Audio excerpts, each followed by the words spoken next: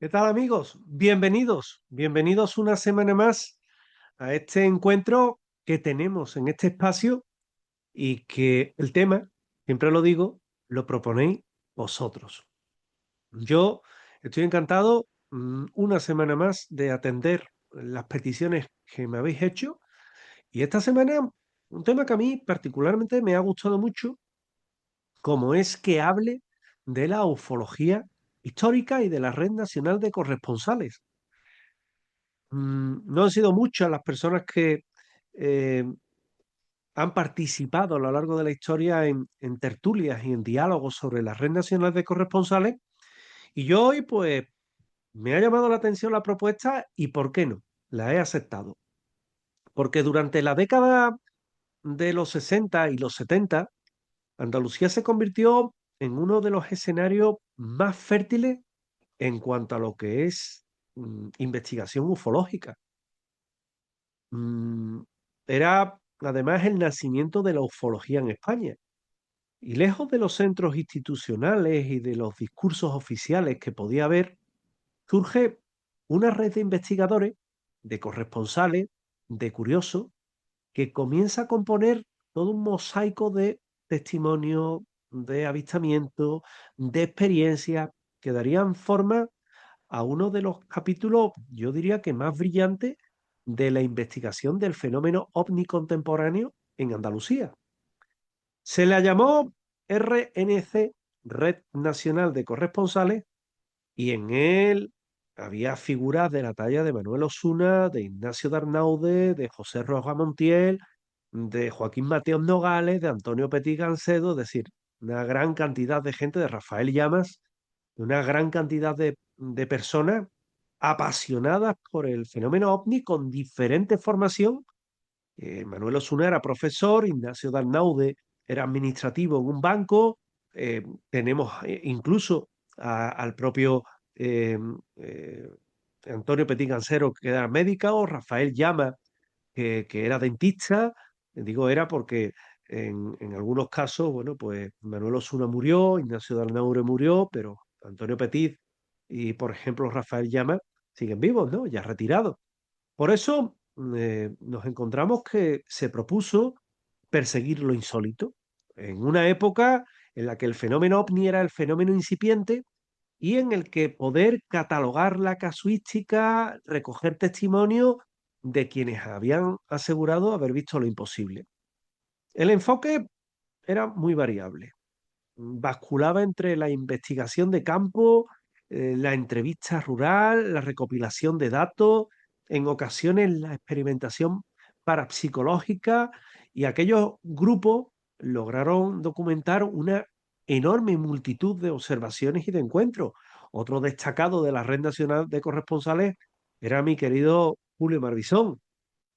Había luces extrañas en los campos de Sevilla, en Huelva, objetos luminosos en Córdoba, en carreteras comarcales, en Cádiz, supuestos humanoides, psicofonías en fincas, en algunos casos incluso denuncias formales ante las autoridades por casos que iban surgiendo, ¿no? En el hacer en los archivos de la Red Nacional de Corresponsales, casos como el Condesito, como el de Juan el Palmareña, como el de Adrián Sánchez, que independientemente de su interpretación, forman un corpus narrativo bastante importante en el que, bueno, también había, y por qué no decirlo, ciertos recelos, ¿no? De una España que estaba en una dictadura, que luego pasa a la época del tardofranquismo y entra en la transición, y que hablar de estos temas, bueno, pues parecía que eran bastante marginales, ¿no? Bastante marginal. Por eso hablamos de ello y por eso sois vosotros y vosotras las que me preguntáis. Como el caso de Marta Benítez Roldán, de 32 años, periodista de Córdoba, que me pregunta, ¿en qué contexto histórico surgen los casos de avistamientos y encuentros ovnis en Andalucía durante los años 60 y 70? Bueno, pues los casos inscriben en un momento en el que España estaba atravesando por un momento cultural de transición, un momento tecnológico también muy particular. Durante los años 60 está la llegada de la televisión, la carrera espacial se produce en Estados Unidos y en la URSS.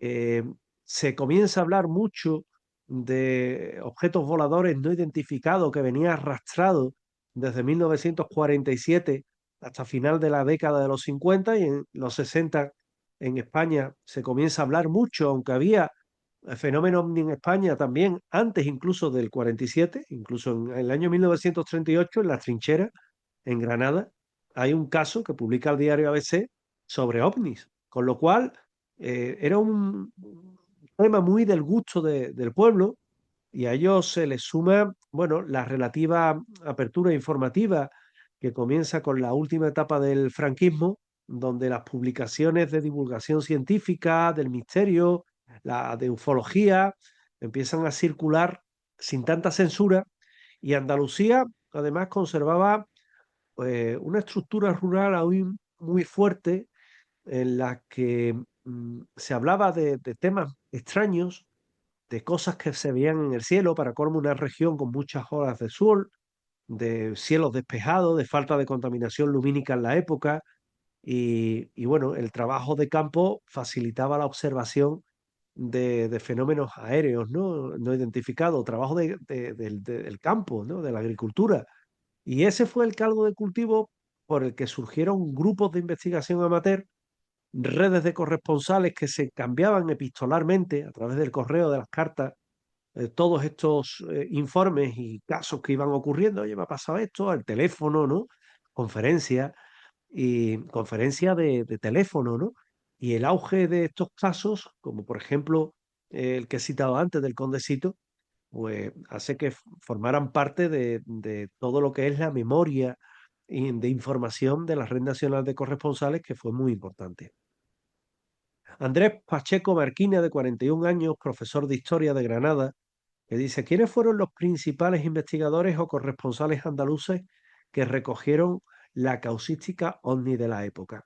Bueno, pues la escena andaluza estuvo liderada en gran medida por investigadores del nivel, por ejemplo, de Manuel Osuna Llorente, que era maestro de profesión, era apasionado de la catalogación del fenómeno ovni en Sevilla, de Ignacio de Arnaude, que fue una figura clave como uno de los grandes archiveros y un corresponsal y también un divulgador a nivel epistolar y también de escribir del fenómeno ovni, custodio de una ingente documentación.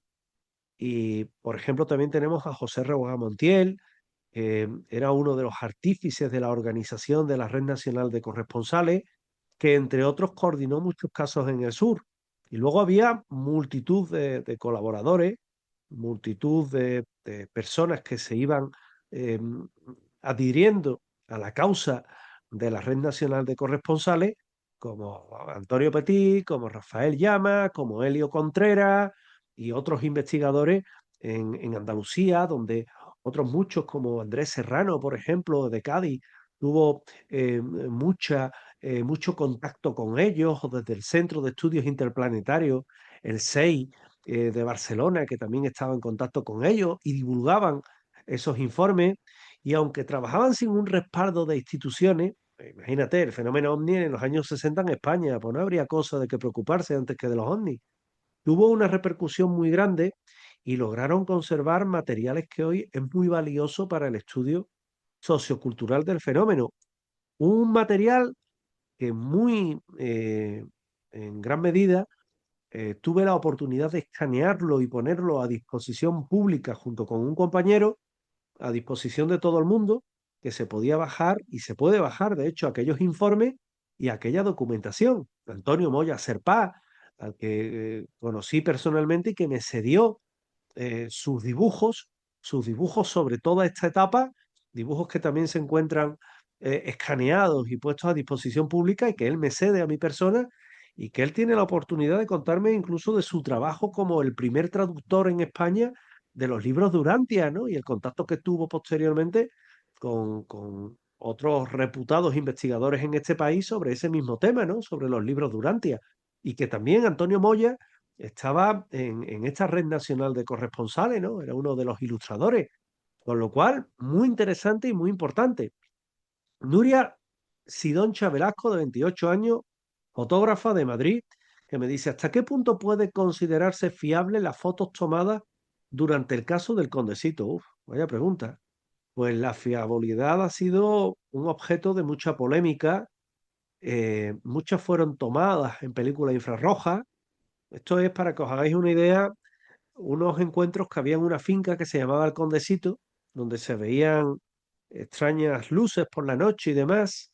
Y Antonio José Alés, del programa Medianoche de la cadena SER, eh, Helio Contreras, Julio Marbizón, el propio Rafael Llama, también Manuel Rueja, Manuel Osuna, perdón, José Rueja, tuvieron participación en ella. Bueno, de hecho, Manuel Osuna era uno de los principales activos de esa investigación y allí, en esos encuentros, hubo un día en la que colocaron sobre el techo de un automóvil una cámara con película infrarroja que hizo una fotografía y salió como un rostro borroso, difuminado, y a ese ser le pusieron el Condesido por por la finca, ¿no? Y por la forma. Y hoy día, bueno, generó una imagen espectacular, muy difícil de contextualizar técnicamente. Ha habido por ahí libros monográficos, incluso para hablar de qué era el Condesito, que luego se desmonta en tan solo unos 10 minutos. La famosa fotografía del supuesto ser, yo no te voy a decir que sea un ser extraterrestre, ni mucho menos, pero sí es una fotografía rara y se puede interpretar esa fotografía desde varias perspectivas, ¿no? Una posible error por exposición prolongada, un desenfoque severo, la presencia accidental de una persona durante la fotografía, una pareidolia potenciada por el contraste del infrarrojo, y el problema principal es que el material, bueno, pues no ha tenido luego un análisis pericial oficial independiente que pueda darnos una mayor información sobre el mismo. Además, a día de hoy es muy complicado poder contextualizar de nuevo todo aquello.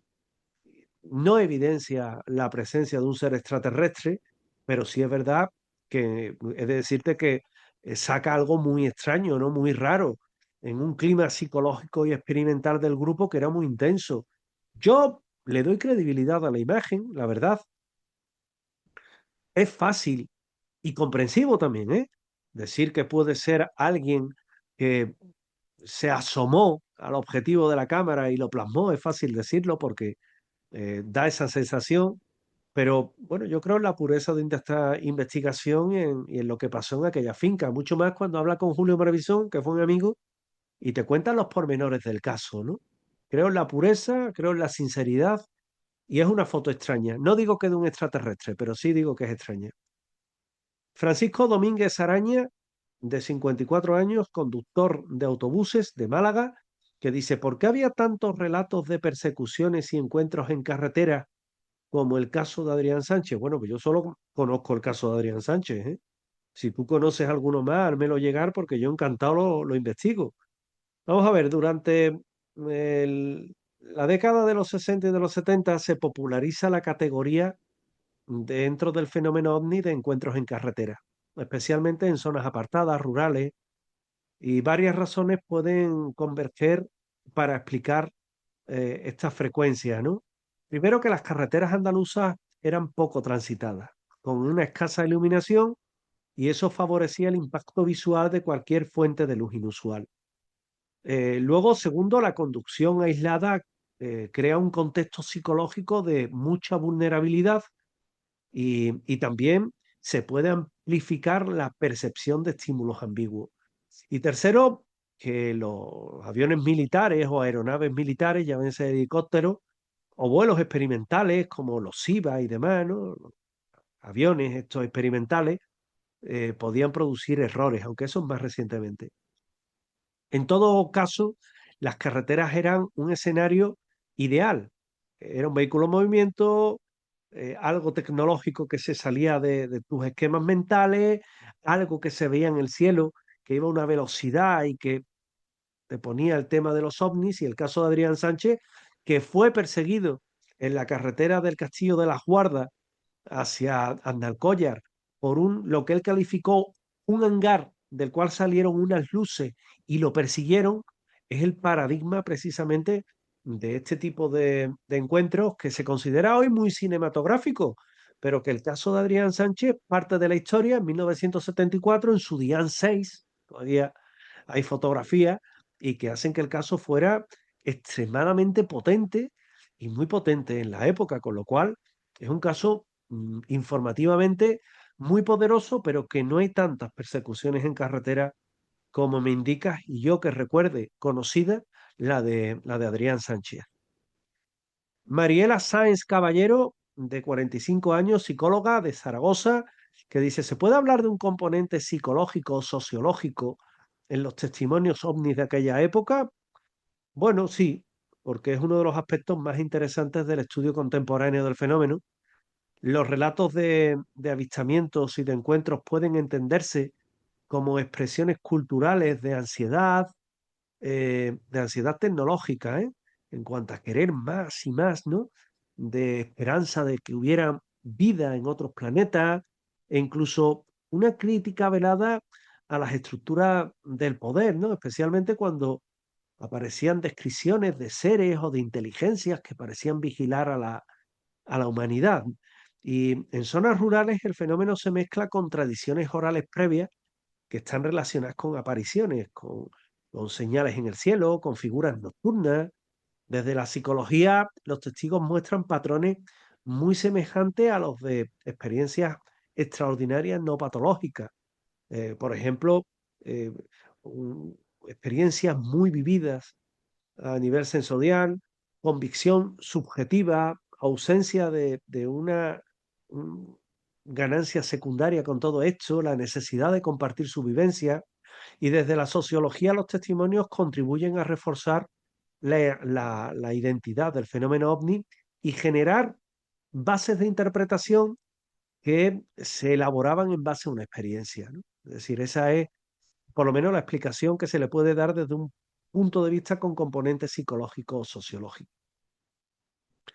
Eduardo García, de 69 años, taxista retirado desde Cádiz, que me pregunta, ¿llegaste a conocer a algunos de los integrantes de la Red Nacional de Corresponsales? Sí, conozco a José Roga Montiel, sobre todo porque era vecino del barrio donde yo vivía antes, del polígono de San Pablo en Sevilla, y con el que tuve un par de contactos. Eh, Conozco también a Antonio Petit Gancedo, que es buen amigo, a Rafael Llamas. No llegué a conocer a Manuel Osuna, él fallece antes. Conozco o conocía, que en paz descanse, a Joaquín Mateos Nogales, era técnico de televisores en Gerena y que hacía unas alertas ovnis maravillosas en Gerena, en las que él incluso llevaba un reflector y hacía luces, señas, ¿no? Señales al cielo, tratando de llamar la atención de lo que hubiera allí arriba si estaba observando, e incluso de Ignacio de Arnaude, que era un buen amigo y con el que he de decir que tenía una estrecha amistad, buena amistad, y que él me facilitaba muchos casos de los casos ovnis que investigué, con lo cual sí tuve contactos con ellos. Joaquín Requena Soler, de 61 años, piloto de Barcelona, retirado. ¿Hubo casos militares o registros oficiales que coincidieran con los relatos de la Red Nacional de Corresponsales? Sí, aunque no de forma directa y sistemática. El Ejército del Aire español archivó muchos informes sobre avistamientos, sobre todo en los años de 1962 a 1965, que tuvieron lugar muchos de ellos en Andalucía, otros en otras zonas de España, pero sin embargo no existió una coordinación formal entre las autoridades militares y los investigadores civiles. Algún investigador civil participó en la desclasificación española, pero con más ánimo de desinformación que realmente remar a favor de dar a conocer lo que tenía el ejército. La apertura de los archivos OVNI españoles en los años 90 permitió establecer coincidencias temporales entre oleadas informadas por civiles y registros de torres de control o bases aéreas, pero muchos de aquellos informes, 80, estaban mutilados, se daban explicaciones peregrinas, hubo otros muchos informes que no desclasificaron y bueno, eso sugiere que parte del fenómeno observado podría ser y tener una explicación perfectamente convencional, como vuelos de pruebas, satélites, fenómenos astronómicos que estuvieran mal identificados y otros por contra entran dentro de lo no identificable. Por tanto, bueno, sí hubo registros militares oficiales, pero en una gran cantidad de ellos eran simplemente en ámbito militar y no tenían en cuenta las informaciones, en este caso, de, por ejemplo, la Red Nacional de Corresponsales. Esta pregunta es más bien personal. Me la hace Javier Sánchez, de 29 años, de médico, de Sevilla, que dice, sé de tu amistad personal con Ignacio de Arnaude. ¿Con qué te quedas de todo ello? Vamos a ver, Ignacio para mí era un buen amigo porque yo recuerdo que a mí me pone en contacto con él otro buen amigo, como es Javier Sierra, y Javier Sierra bueno, él, después de publicarme en la revista Más Allá del año 1998, el informe y la investigación sobre el caso de unas luces extrañas, misteriosas, sobre la presa de Andalcóllar el día que se rompe y que provoca el vertido químico. Bueno, pues él me dice que me ponga en contacto con Ignacio de Arnaude porque él me podría orientar muy bien en el terreno de los ovnis en Sevilla, ¿no? Que era donde yo principalmente investigaba. Date cuenta que yo por aquel entonces, bueno, pues investigaba básicamente el fenómeno ovni. Y a partir de ahí él me pasa muchísimos casos que yo voy investigando, que voy publicando en revistas, más allá, en Enigma, en Año Cero, en boletines como el Boletín Investigación, ¿verdad? En el Boletín del 6. Es decir, yo publico en varios boletines en Puerto Rico en Evidencia OVNI, de un buen amigo como Jorge Martín,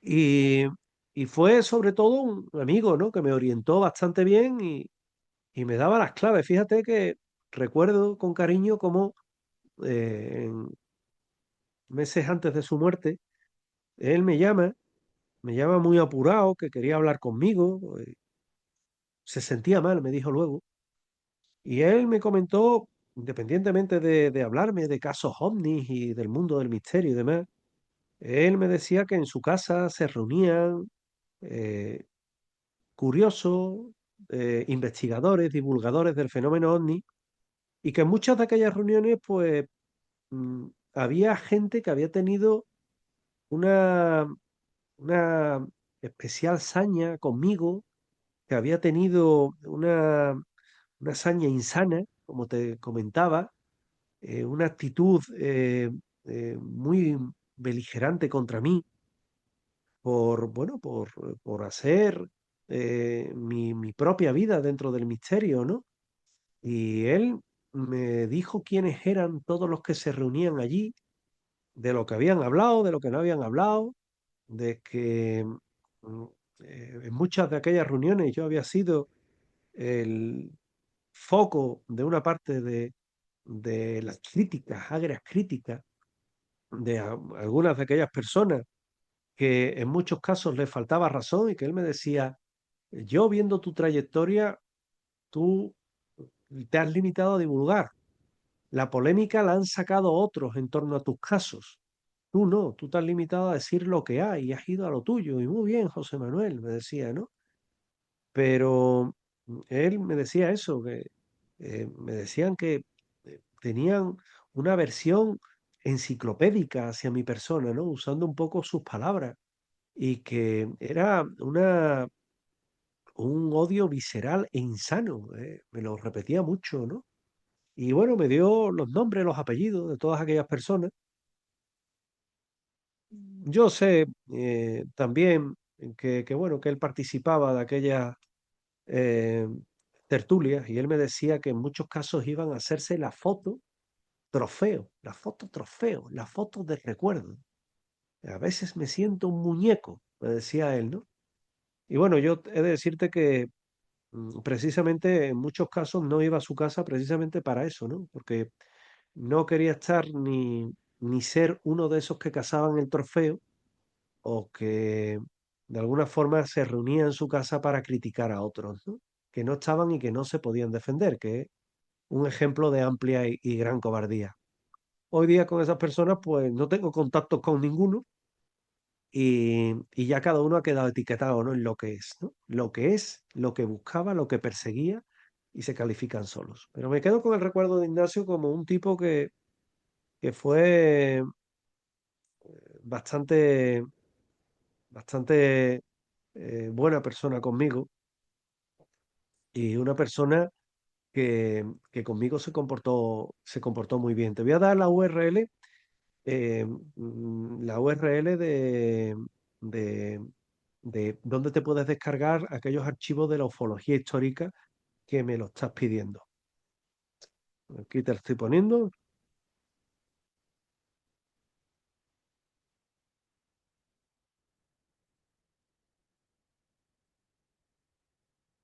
y aquí te lo dejo.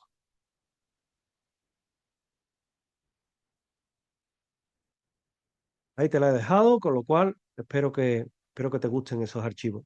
Seguimos. Alba Romero Vigal, de 29 años, estudiante de Valencia, que me dice, ¿podemos considerar el fenómeno ovni andaluz como parte del folclore moderno?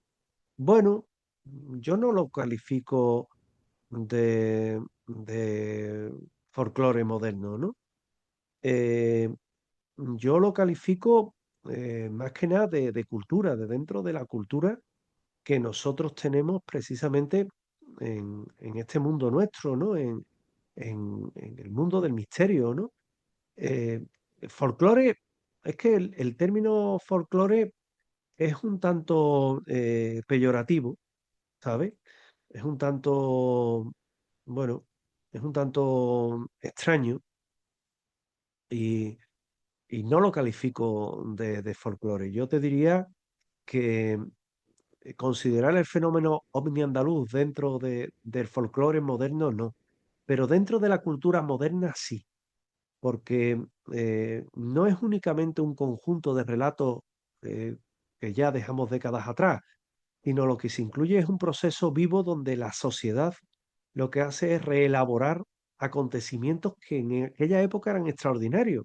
Casos andaluces que cumplen con los elementos fundamentales de la cultura del misterio y de la cultura de la ufología, como es la transmisión de esas experiencias, las variantes locales, la incorporación de figuras como los seres, los artefactos, los mensajes, y la función de identidad que tiene. Además, muchos de esos relatos incluyen un componente de advertencia moral, de misterio, de fascinación que nos recuerdan a las leyendas tradicionales.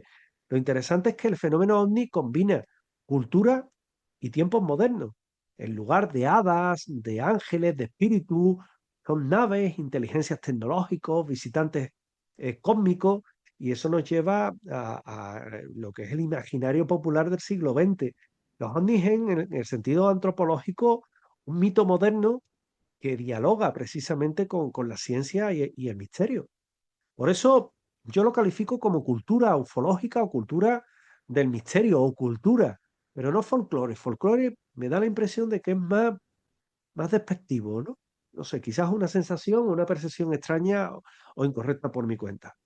Carlos Lama Pingarrón, de 37 años, de México, profesor. ¿Hay explicaciones astronómicas que puedan tener o dar cuenta de algunos de esos casos? Claro, por supuesto que sí. Fenómenos astronómicos insólitos, rutinarios, como paso de satélites, reintegro de chatarra espacial en nuestra atmósfera, bólidos, meteoros. En algunos casos decían que el planeta Venus, hombre, a mí me cuesta creer que el planeta Venus engañe a un piloto de combate, por ejemplo, pero venga. Y si a eso añadimos la falta de experiencia en cuanto a observación astronómica por parte de testigos, pues nos encontramos con un caldo de cultivo en el cual las condiciones ópticas de la atmósfera de las noches aquí en Andalucía, que es aire seco y poca contaminación lumínica, hace que el cielo sea especialmente propicio para avistamientos, con lo cual eso no explica esas causas, que son causas racionales, no quita que haya casos que no se puedan explicar de ninguna de las formas, como pilotos que persiguen a un ovni, como una persecución por una carretera, o un ser que se ve a un lado de la carretera de aspecto extraño y que parece o lo califican de ovni, ¿no? De ser o de ser extraño. Con lo cual, bueno, pues nos encontramos con algo que realmente llama la atención, porque claro que hay explicaciones racionales, claro que sí. Otra cosa es que queramos meter con cazador esas explicaciones racionales en las explicaciones que se tratan de dar. Silvia Gómez Cebrián, 34 años, abogada de Burgos. ¿Por qué se produjeron denuncias formales ante las autoridades en estos casos?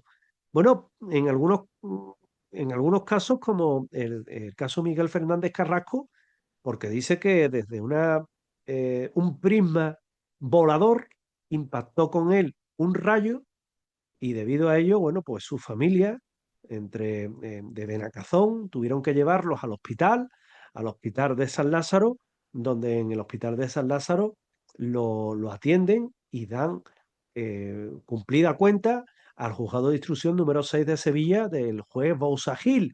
O, por ejemplo, el caso de Juan el Palmareña en el Melonar, que acudió la Guardia Civil y por tanto hubo que haber un despacho, un informe en el cuartelillo, ¿no? Con lo cual, por eso hay denuncias de todo ello. El caso de Adrián Sánchez, ¿no? Que es que la Guardia Civil tuvo que ir allí y levantar un informe sobre la acción. Por eso hay casos, ¿verdad? Sergio Albarrondo Tirado, 50 años, historiador de Toledo. ¿Cómo veían las autoridades militares estos relatos? ¿Los veían en serio? Pues no lo vamos a saber nunca, porque era una mezcla de entre indiferencia y preocupación. Indiferencia porque consideraban que la mayoría de estos casos tenían explicaciones convencionales y que no interferían en el tráfico aéreo. Precaución porque eran avistamientos que, si se podían corresponder con vuelos no identificados de potencias extranjeras, esto en un contexto de Guerra Fría, aquello era potencialmente peligroso. Por ejemplo, los archivos desclasificados en los 90 muestran, yo tengo un libro, 2.200 páginas, sobre este tema, desclasificación OVNI en España, que está solo en formato digital. Y es un enfoque centrado en la seguridad aérea y no en la hipótesis extraterrestre. Por eso, en esos informes se desdeña mucho el tema OVNI, ¿no? Se les llama OVNI porque es algo que se ve en el cielo y no se sabe lo que es, pero la explicación extraterrestre queda muy al margen. Entonces los militares eran conscientes del auge que tenía el fenómeno, pero nunca asumieron como prioridad científica el tratarlo como caso de ovnis o de objetos voladores no identificados, como tal, ¿no? Como en este caso, posibles inteligencias que nos visitaran o que no nos visitaran, ¿no? Aquello quedaba como muy al margen, como muy aparte. Entonces, bueno, te quedas un poco sorprendido porque de alguna manera, como te decía anteriormente, las autoridades militares era una mezcla, ¿no? Era entre curiosidad, perplejidad, indiferencia y precaución. Lucía Padilla Mogrovejo, de Perú, 27 años, enfermera, que dice, ¿qué diferencia hay entre el caso del Condecito con otros encuentros ovnis? Bueno, pues destaca porque tiene una mezcla, era una mezcla de ufología, parapsicología y experimentación tecnológica. No se trataba de observar luces en el cielo, que también, sino de intentar establecer contacto mediante ouija, psicofonía, fotografía, y era una voluntad de interacción con aquello que había allá arriba, era ufología de contacto. Y dentro de ese contexto se encuentra muy bien documentado el caso, con nombres, con fechas, con localizaciones, y aunque desde el punto de vista científico, bueno, pues no había evidencias concluyentes, sí es verdad que es un ejemplo extraordinario de cómo la ufología española y la andaluza en particular innovó en tecnología de investigación no convencional que luego dio y marcó un tiempo una escuela.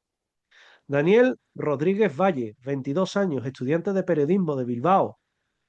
¿Había presencia mediática del fenómeno en la prensa de la época? Totalmente.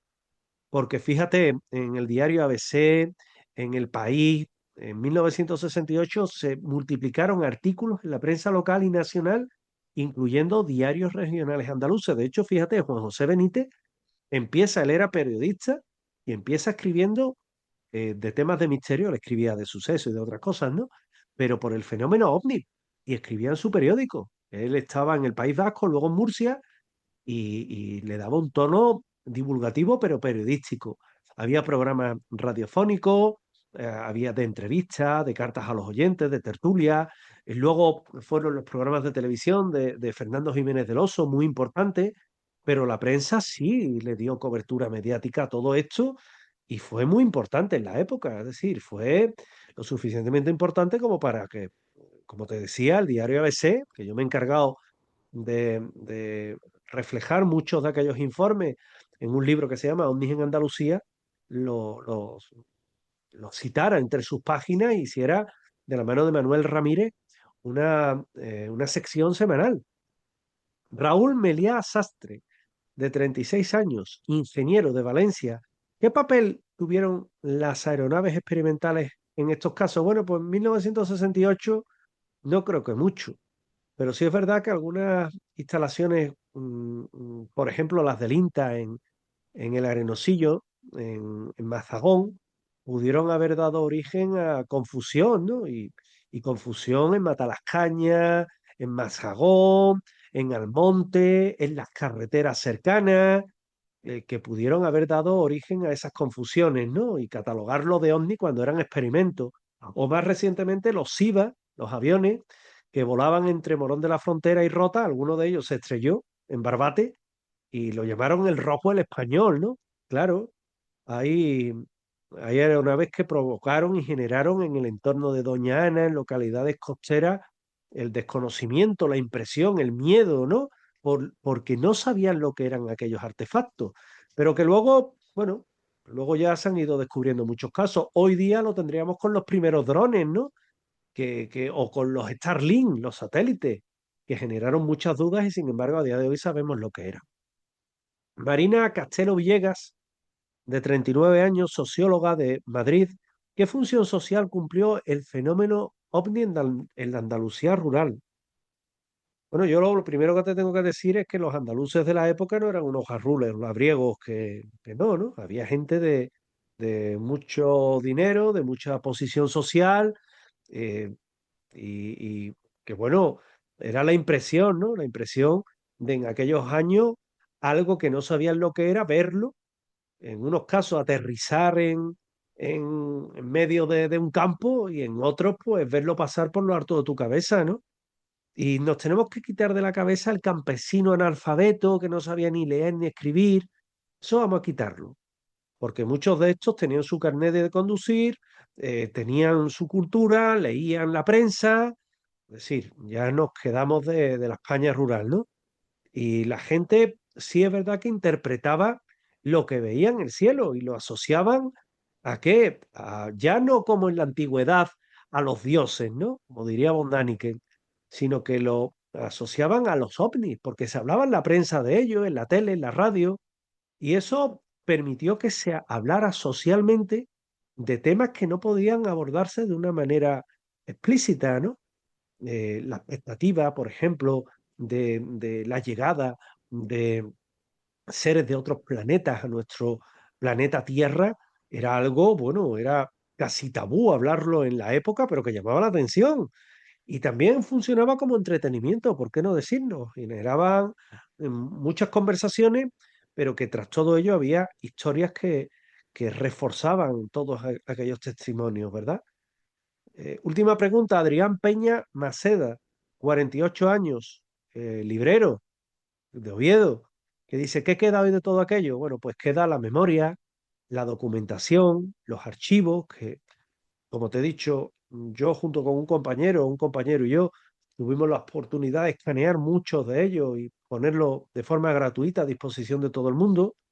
Y lo interesante del fenómeno ovni es que ya no se lee como un misterio, sino como un testimonio cultural de los años 60 y 70 de la Andalucía de la época, que es parte del misterio español y es parte de aquella España de la posguerra, de aquella España franquista, de la España tardofranquista, de la España de la transición y de la España moderna, fuera lo que fueran aquellos artefactos o aquellos objetos que calificaron de objetos voladores no identificados. Queda el recuerdo y las ganas de divulgar que tenemos unos pocos de aquella época, que es bastante interesante conocer el trabajo de la Red Nacional de Corresponsales. A día de hoy, mirados en las perspectivas que nos da el tiempo, aquellos años constituyen un laboratorio sociocultural que es fascinante.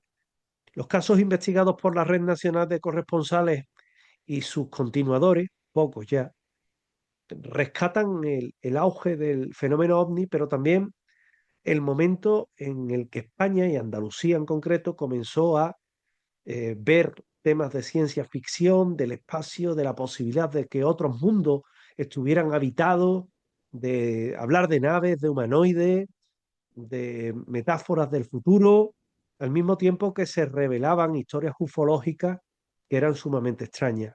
Hoy, en la era de los satélites, de los drones, de la inteligencia artificial, de la vigilancia digital, aquellos relatos tienen un valor distinto.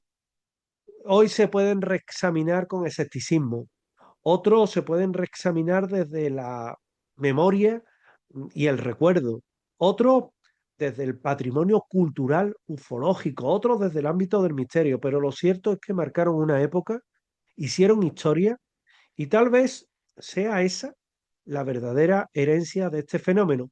Recordarnos que más allá de la explicación científica o misteriosa, existe, bueno, pues existe el impulso humano de mirar hacia arriba y preguntarse si hay alguien más allá. Esa es la verdadera grandeza. Hasta aquí esta charla sobre la Red Nacional de Corresponsales. La próxima semana, más. Gracias.